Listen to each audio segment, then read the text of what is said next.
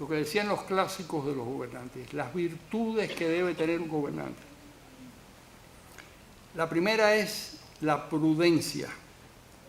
El presidente debe ser previsor, prudente, debe autocontrolarse, no se juega con el destino de la gente. Los grandes errores de los gobernantes son producto de una jugada audaz que les salió mal. Napoleón se hundió cuando invadió Rusia, lo mismo que le sucedió a Hitler a mediados del siglo siguiente, del siglo XX. La segunda es la autoridad. La autoridad emana de la experiencia, pero no exactamente de la edad. En 1901, Teddy Roosevelt apenas tenía 43 años cuando el asesinato de McKinley lo convirtió en presidente de Estados Unidos. John F. Kennedy comenzó a gobernar en 1961 a los 43 años. Ambos poseían una inmensa carga de autoridad. Eso tiene que ver con la forma en que se proyectan estas personas. La autoridad es un misterio, no es fácil determinarlo. La tercera, muy relacionada con la anterior, es la gravedad o gravitas. Hay que tomar las cosas en serio y transmitir esa determinación a los subalternos. La gravedad incluye la capacidad para decidir la importancia o prioridad de los asuntos. Un gobernante que no sabe ponderar sus tareas está destinado a perder el tiempo inútilmente. Yo me he encontrado casos asombrosos de gente que no sabe qué hacer en el poder. Y eso quiere decir que no tienen el menor sentido de cómo organizar las jerarquías. La cuarta es la concordia. No se gobierna con el ceño fruncido, peleando con todo el mundo y provocando temor. Esto es verdad dentro y fuera de las fronteras. Gobernar es negociar, buscar consensos, pactar, comprender las debilidades propias y las fortalezas del adversario. Hay que sostener los principios, pero admitir al mismo tiempo que a veces son inevitables algunas concesiones que nos repugnan, porque no hacerlas acarrearía terribles males. Durante la Segunda Guerra Mundial, Estados Unidos debió pactar con la Unión Soviética de Stalin para derrotar a Hitler. La flexibilidad no es una debilidad, como sostienen las personas autoritarias, es una virtud. La quinta característica es lo que los romanos llamaban humanitas, es decir, la cultura, la preparación. Todos los problemas son poliédricos, poseen múltiples lados y aristas, tienen consecuencias económicas, morales, sociales, sociológicas, legales. Para entender la realidad y tomar decisiones acertadas es conveniente poder abordar esos problemas desde distintos ángulos de manera equilibrada y sin dogmatismo. Y esto requiere una buena formación. La sexta es la clemencia. Es la virtud que lleva al gobernante a ser compasivo, a pensar en el daño que puede producirle al prójimo con sus decisiones. A veces la firmeza es contraria a la clemencia. Jimmy Carter, que no fue un gran presidente, probablemente fue bastante malo, fue sin embargo una persona genuinamente compasiva que introdujo en el debate internacional el tema de los derechos humanos y le hizo un gran favor a la humanidad. Alguna vez, y la vez fue cuando los refugiados de Mariel llegaron a borbotones a este país, alguna vez le hizo un gran favor a la humanidad, alguna vez dijo una frase que lo reivindica: si yo no puedo ejercer la compasión en la Casa Blanca, no me interesa estar en ese sitio. Eso lo dijo cuando un marino, un almirante, le dijo, bueno, pues esto se acaba con 3 cañonazos a un barco que se hunde.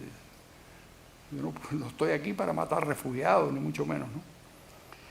La séptima es la industria, que para los romanos era el trabajo intenso. No hay resultados buenos que no tengan detrás una gran carga de esfuerzo. el gobernante tiene que trabajar mucho y hacerlo honradamente, por la gloria de servir y no para el beneficio personal. No hay nada más repugnante que esos tipos que se dedican a robar una vez que llegan al poder. La octava es la paciencia. Hay que saber esperar. Casi ningún asunto importante se soluciona rápidamente. Todo toma algún tiempo.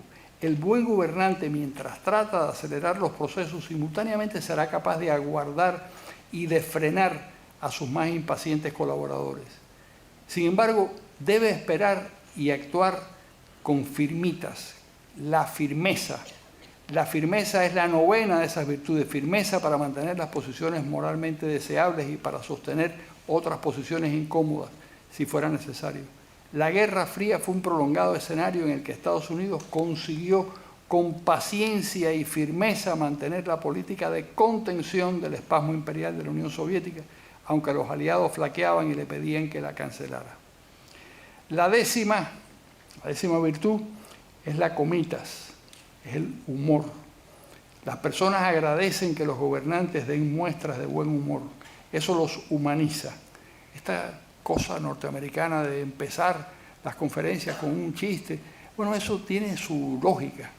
Y la lógica es que el público lo que quiere es que las personas que les van a hablar estén a su altura, no estén en un pedestal. Y la manera de hacerlo es utilizar un poco de humor. De ahí la costumbre anglo-estadounidense de comenzar los discursos con un chiste. Indirectamente lo que están diciendo a la audiencia es: yo soy como ustedes, tengo las mismas emociones.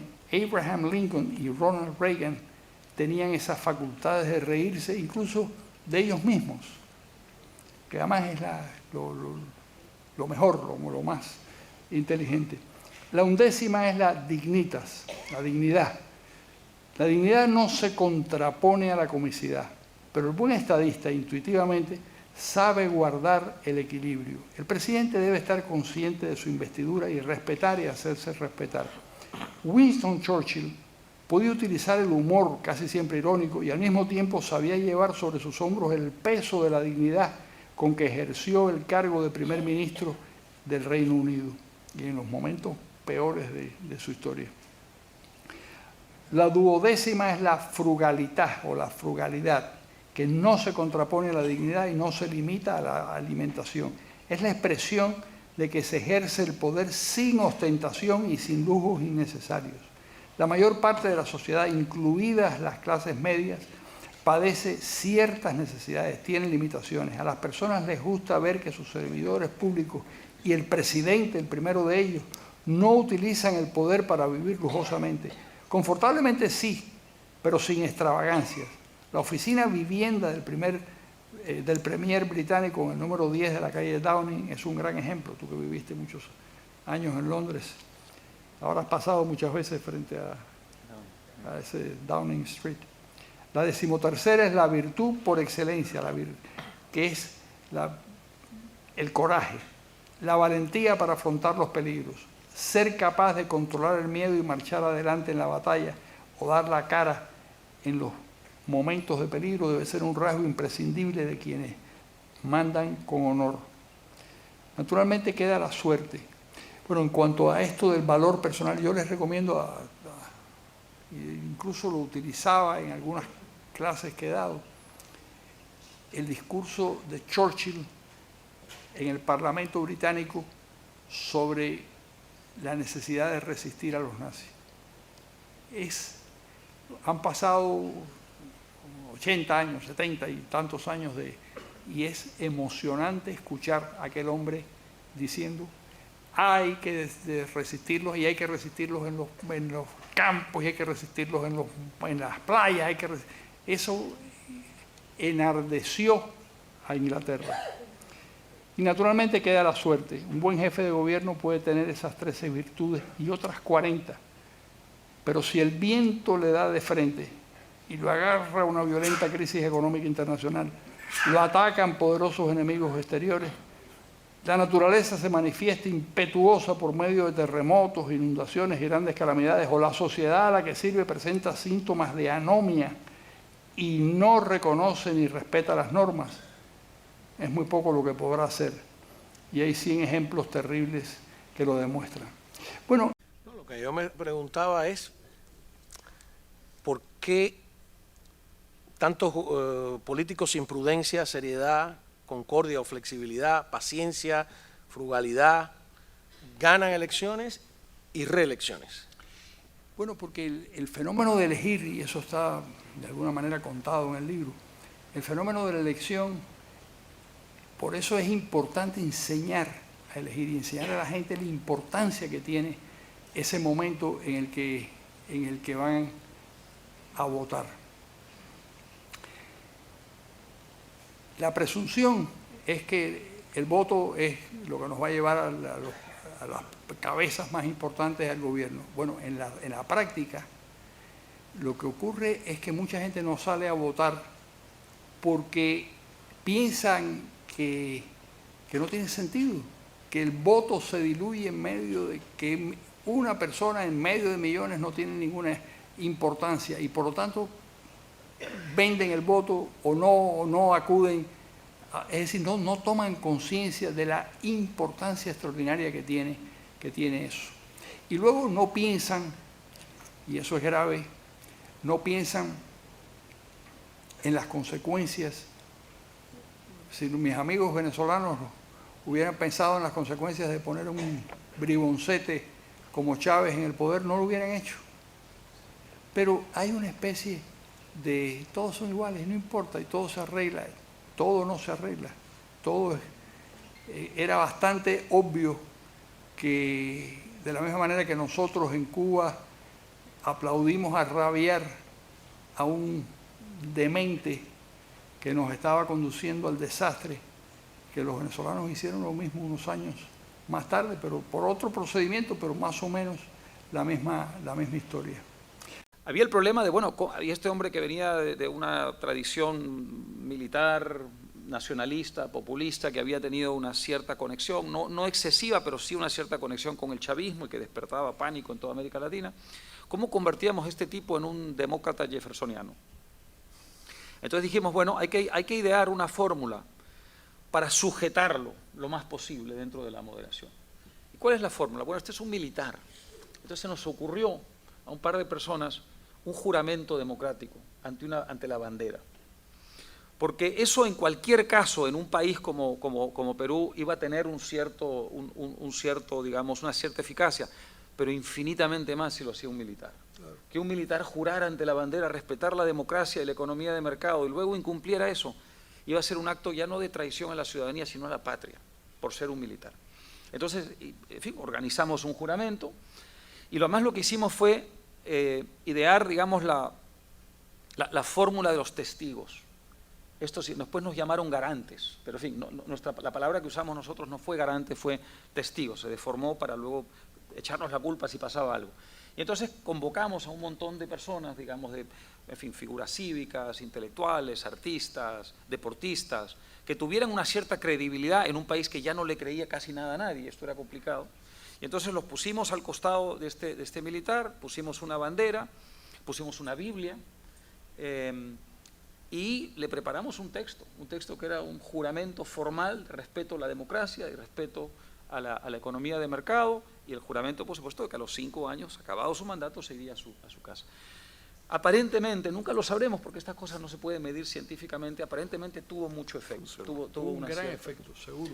No, además es la prueba de que sí funciona crearle corsés a los políticos y el libro tiene un sentido de que tú vas creando un ambiente donde no se pueden salir. Cuando yo te vi en campaña como Ollanta Humala, yo se ha vuelto loco. Sí, yo no decía, ¿qué hace Alvarito metido ahí en ese rollo? En Buenos Aires, tu padre anunció que apoyaba a Humala y yo me quedé preocupadísimo, pero preocupadísimo. Además, todo el grupo pensaba que Mario se había equivocado. Ahora, yo no sabía lo del juramento. Eso es de novela, y esa parte es muy importante porque efectivamente los juramentos sí influyen en el comportamiento de la persona. No, y además lograron que gobernara civilizadamente. Sin embargo, sin hacerle propaganda al libro de Carlos, la respuesta a lo que tú te preguntas puede que esté aquí. Carlos dice que además una frase que creo que tomas de alguien más, que las motivaciones de los electores no son las que creemos, ¿no? Hace poco acaba de ganar el Premio Nobel de Economía una persona que dice que los seres humanos no gastamos el dinero racionalmente, claro. Que eso, el que haga un plan económico sin tomar en cuenta nuestra irracionalidad a la hora de gastar el dinero, no sabe lo que hace. Con los electores aparentemente pasa lo mismo. Tú dices que se vota con 3 vísceras y ninguna es el cerebro. ¿Cuáles son esas 3 vísceras? No, se vota con el corazón, se vota con el estómago y se vota con el hígado. Con el hígado se vota en contra del otro malvado, al que queremos de alguna manera que no gane. Y ahí utilizamos todo nuestro mal carácter y nuestra mala baba, como dicen los españoles. Y yo creo que sí, que eso es cierto. Es decir, la idea del elector racional que se sienta, bueno, eso es, ojalá que fuera así, pero no siempre es así. Y además, una de las cosas terribles que, sobre todo en nuestra cultura latinoamericana, es que no nos enseñan a seleccionar a los políticos. En este país, por ejemplo, en Estados Unidos, los muchachos votan en las escuelas y hay unos ciertos rituales que los acostumbran a tomar decisiones. En el caso de América Latina no es verdad. Y no es verdad porque lo que sucede es que no les damos la importancia que tienen a los procesos electorales. Creemos que eso que es una cosa puramente, y además muchos políticos funcionan así, una parte sustancial de la sociedad funciona así. Y luego esas noticias como ese premio Nobel que dice que no tomamos las decisiones económicas racionalmente, eso es cierto. No tomamos las decisiones económicas racionalmente. Y lo terrible es que durante una buena parte del siglo XX estuvimos jugando con la fantasía de que era lo contrario, de que se tomaban todas las decisiones sobre la base de que lo que nos convenía o lo que no nos convenía. Muchas veces elegimos al quien no nos conviene, tomamos la decisión que no nos conviene, compramos lo que mi mujer, por ejemplo, todo lo devuelve, ella lo compra y lo devuelve todo. Y yo me quedo admirado porque sé que lo que está comprando nunca es definitivo. Es una decisión que toma que no tiene nada que ver con la racionalidad, pero bueno. Hay una cosa polémica, bueno, está lleno de detalles. Yo como buen cubano me gusta más la segunda parte del libro donde ya estamos en el poder. Todo eso de las elecciones es muy aburrido, ¿no? Ya estamos tomando decisiones, etcétera, etcétera. Pero tú dices algo que no me gusta porque sospecho que desaprobaría. Dice, si se le exige a los cirujanos unos estudios universitarios, los legisladores, aquí estamos hablando de la rama legislativa, cuyos actos afectan al conjunto de la sociedad, deberían examinarse en algunas materias como derecho y economía para ejercer. O sea, tú no puedes ejercer como médico si no has aprobado unos exámenes, como abogado no puedes estar en los tribunales si no apruebas. ¿Por qué vas a gobernar el país?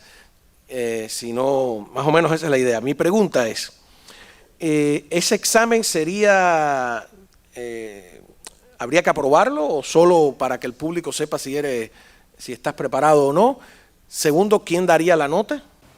Yo no creo que sería necesario examinar a la gente, pero sí sería necesario que, por ejemplo, leyeran la Constitución y la conocieran. Es increíble que muchos de los diputados en Estados Unidos y en todas partes del mundo no han leído la Constitución de su propio país, no saben una palabra y luego tienen que tomar decisiones de carácter económico. Siempre pongo el mismo ejemplo que lo puse en el programa cuando hablamos de eso.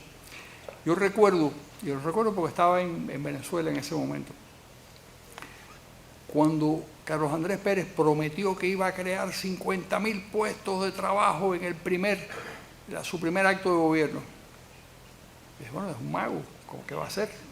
Bueno, ¿qué va a hacer? Dictó una ley que en todos los ascensores del país hubiera un tipo apretando el botón. O sea, había 50.000 ascensores en el país, bueno, claro, 50.000 tipos apretando el botón, pero la idea de que había unos ascensores que automáticos no le pasó por la cabeza, ¿no? O le daba lo mismo. Ese es el tipo de decisión absurda, populista, ridícula, que se puede evitar si hay una masa de diputados y de gente que sepa de lo que están hablando y de lo que están haciendo. Que eso no. Yo me acuerdo un amigo que en ese momento estaba en el gobierno de Carlos Andrés Pérez y me lo defendió, me dijo, no, pero es que ahí hay 50.000 cheques más que llegan a las casas. Llegan a las casas, pero ¿por qué no les mandan el cheque directamente y no lo obligan al tipo a estar apretando el botoncito? No tiene ningún sentido. No, yo soy partidario de que sí, que se haga el examen y que solo sirva para que el público por lo menos que pasen vea, por ¿no? la formación, que pasen por una formación, que sepan, que conozcan la Constitución del país, que conozcan las leyes, que conozcan las consecuencias de sus actos. Eso me parece básico. Una pregunta de ¿qué es Alepo? Le costó todos los votos del mundo al candidato libertario, ¿no? ¿Se recuerda? Ah, sí. Preguntó, ¿qué es Alepo? Bueno, si no sabes, no sé si estabas hablando de la guerra en Siria y no sabes qué es Alepo, estás perdido, ¿no? Otra, ¿tú crees? ¿Deben ir a examen o a lo mejor termina gobernando el que menos uno se imagina? Los candidatos tienen que saber todos el precio de la leche, de los huevos, del pan, fundamental, los nombres de los 10 presidentes más importantes del mundo. ¿Y qué más les preguntan? Eso, creo que eso Tampoco sabía. Muchas veces los sorprenden con preguntas absurdas, ¿no? ¿Quién ganó el premio Nobel, no sé qué, de literatura? Entonces los tipos no saben, por supuesto que no saben, como no sabemos nosotros. O ¿quién es el presidente? Que es una de las preguntas más tramposas que existe. ¿Quién es el presidente de Suiza? Nadie ha sabido nunca quién es el presidente de Suiza. Entonces la idea de hacer esa pregunta es desnudar a esa persona frente a los electores, pero eso tampoco tiene sentido, ¿no? Y hay que aprenderse los libros principales de los principales autores del país de uno, porque lo que le pasó, yo no sé si fue a Felipe Calderón o al presidente Peña Nieto, que le preguntaron por los libros de Carlos Fuentes y citó uno de Héctor Aguilar Camín. Ah, sí, fue a Carlos, fue a Peña Nieto. Peña Nieto, claro. Como que leche, huevos, pan, libros de autores importantes, 10 presidentes principales. Con eso se gana una campaña. No, pero se gana, pero una cosa es ganar la campaña y otra cosa es gobernar razonablemente bien, que hace falta un mínimo de conocimientos para poder estar en un parlamento. Y desgraciadamente no es así. El libro está escrito para quien quiera ser un buen presidente. ¿Qué hace?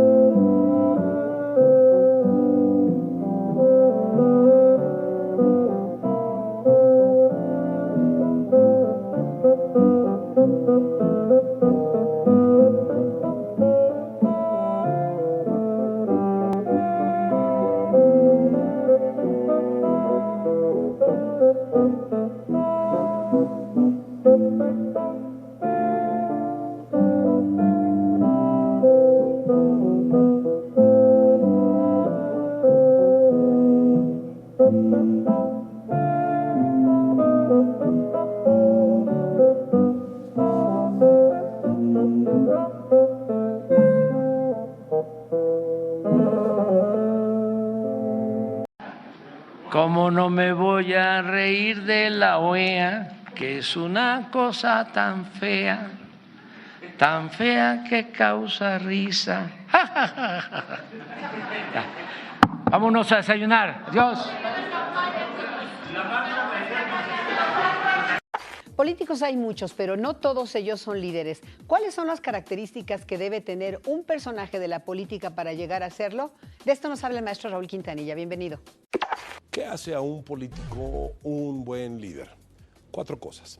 La primera, capacidad de flexibilidad para entender las situaciones y capacidad de adaptación para modificar las circunstancias donde suceden esas situaciones. Segundo, capacidad de corregir. Muchas veces se tiene pensado que lo único que se le pide a un ser humano es una profunda inteligencia, pero la inteligencia está en la capacidad de solucionar problemas y de corregir esos problemas. Tercero, capacidad de discriminación. ¿Cuáles son los elementos necesarios para poder trabajar y no perder el rumbo correcto? Querer resolver todo es no resolver algo. La precisión en los objetivos es fundamental. Y cuarto elemento, una coherencia específica entre lo que se dice y lo que se hace, porque eso le dará un principio de ética, le dará un principio de credibilidad, le dará un principio de verosimilitud. Creo que queda atrás la sensación de que los políticos deben ser infalibles. Creo que queda atrás la sensación de que un político tiene la palabra correcta.